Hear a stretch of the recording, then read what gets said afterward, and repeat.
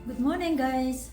So, for today's video, ako ay magliligpit ng mga um, Christmas decoration kasi Christmas and New Year is over, so the decoration also is over. So time to tidy up now. So I just woke up and I have my coffee, and then in a little while I'm going to start tidying up. So I can't wait for the other two to help me tidy up. I mean, I don't want to wait for the other two because they are still in bed. So I'm gonna start now. So let's have coffee first. Okay, so I'm going to start with the Christmas tree today.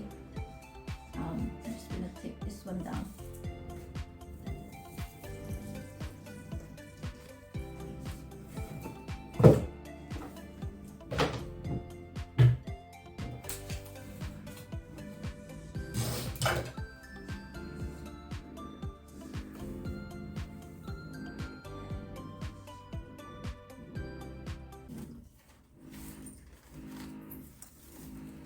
Pasensya na guys, medyo maingay sa taas kasi may construction sa, di ko alam kung anong floor may construction, pero ang ingay.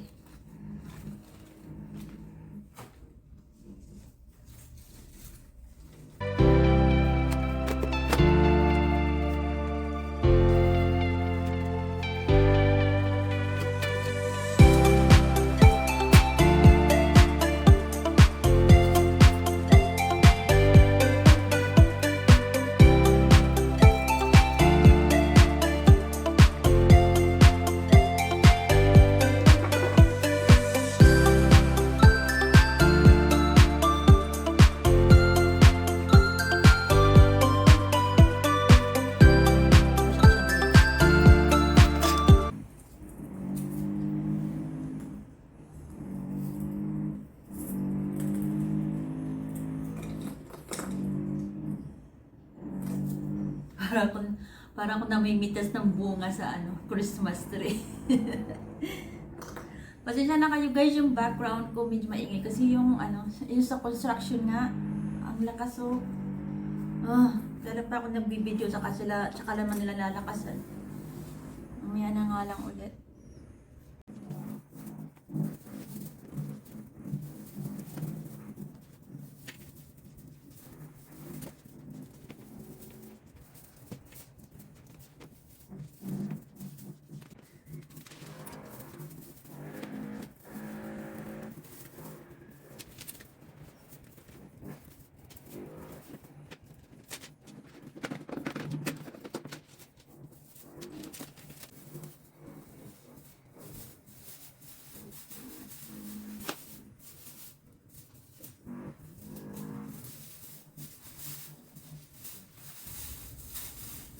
Alam nyo guys, ayaw na asawa ko i-keep ito, Christmas tree, niya patapon na.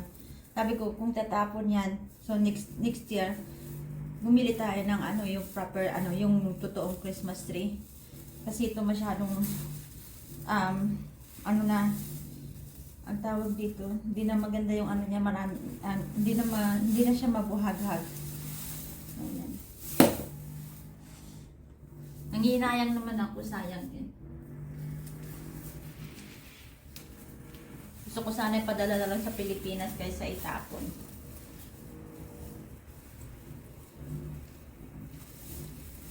Ay, paano ba to?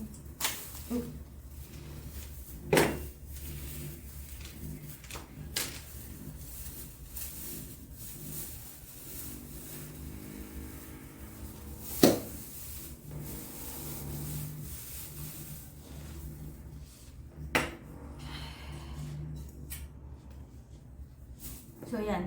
Kaya ko nilalagay muna yan dyan sa mga yan kasi yung box nasa kwarto natutulog pa yung isa. Kaya ayoko muna may storbo. So dito muna tayo. Baba ka muna.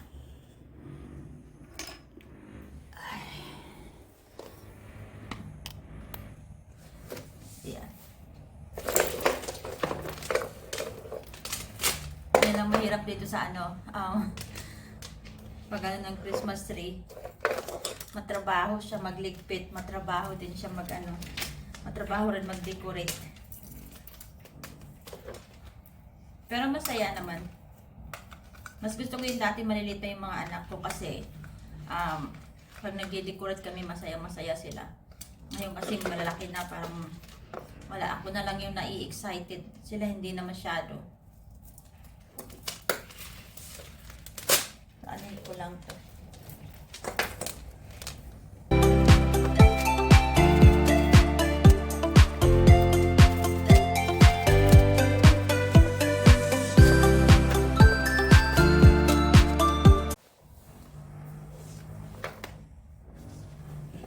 Aking reindeer.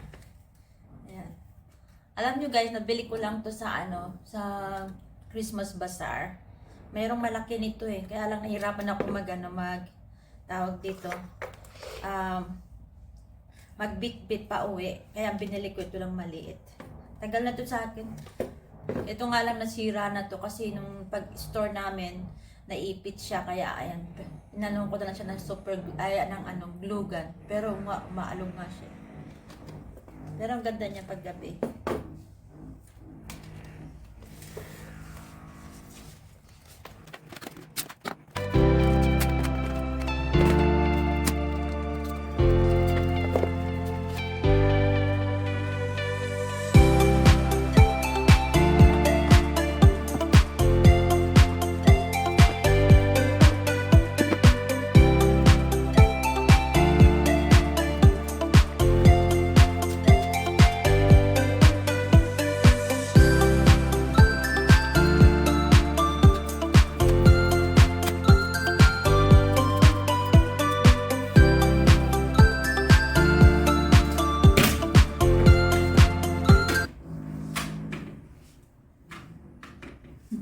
Ganyan ito yung stockings ko guys.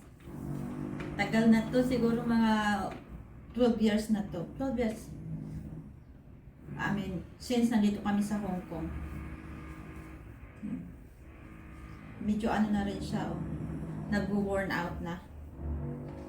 Sumusuko na.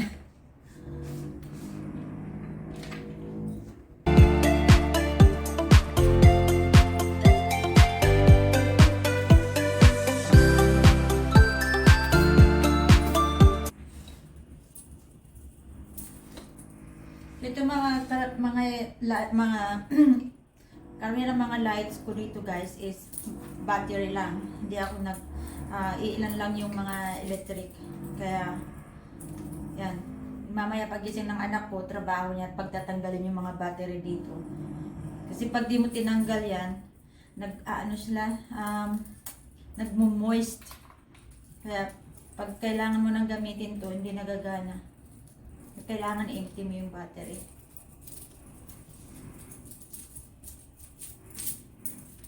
So, yun guys. Ngayon tapos na ako magligpit. Inumitsura ko, haggard na. So, ito naialis na namin yung mga gamit. So, tingnan nyo naman. Nilagay ko na lang yan yung halaman dyan kasi para hindi naman siya masyadong malungkot. Ayan. Pero yung isa nandun pa. So, wala nang decoration yung bahay. Naalis ko na lahat. Ayan. Mga halaman nandoon pa naman. Tapos, ayan. So, wala na. Yung table namin back to, smaller again. Ayan.